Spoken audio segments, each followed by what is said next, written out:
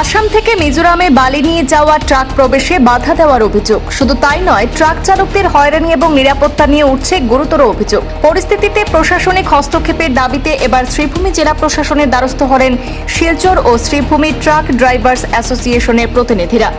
আসাম মিজোরাম সীমান্তে বালি বোঝাই ট্রাক চলাচল নিয়ে তৈরি হয়েছে নতুন জটিলতা। ট্রাক ড্রাইভার্স অ্যাসোসিয়েশনের অভিযোগ, সম্প্রতি মিজোরামে প্রবেশের সময় বালি বোঝাই একাধিক ট্রাক আটকে দেওয়া হয়েছে।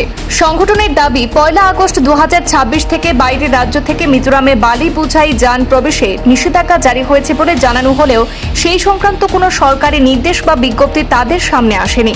অভিযোগ আরও গুরুতর হয়েছে কয়েকটি ট্রাকের ক্ষেত্রে। সংগঠনের দাবি, প্রায় 10 থেকে 12টি বালি বোঝাই ট্রাক মিজোরামে প্রবেশের পর পণ্য খালাস করে খালি অবস্থায় আসামে ফেরত পাঠানো হয়েছে। কয়েকজন চালককে হয়রানি, মারধর এবং ভয় দেখানোর অভিযোগও তুলেছে সংগঠন।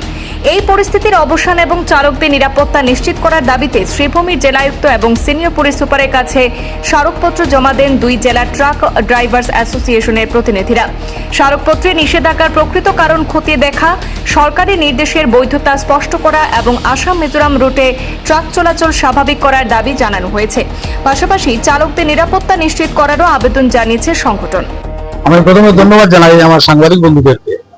আজকে সমস্যা হলো, আমরা মিজোরামের ব্যবসা বাণিজ্য নিয়ে একটা সমস্যা, কারণ আমাদেরও আসামের গাড়িগুলো আছে ইট বালি পাথর নিয়ে মিজোরাম যায়।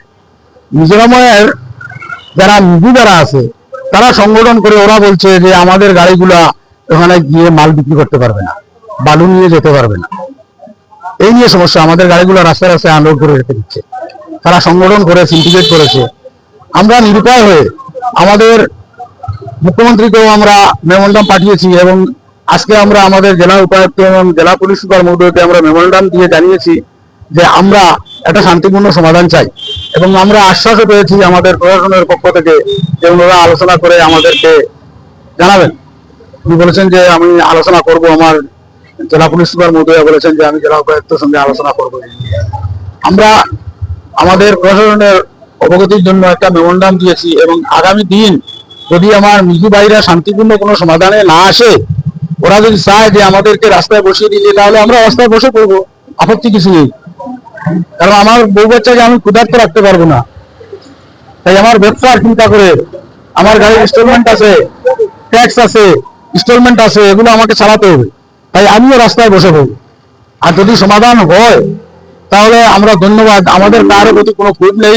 আজ আমরা ইনস্টলমেন্ট চালাতে পারছি না, ফাইন্যান্স আমাদের গাড়িগুলো ধরে ধরে নিয়ে যাবে, আমার উপায়টা কি হবে, আমি কি করব?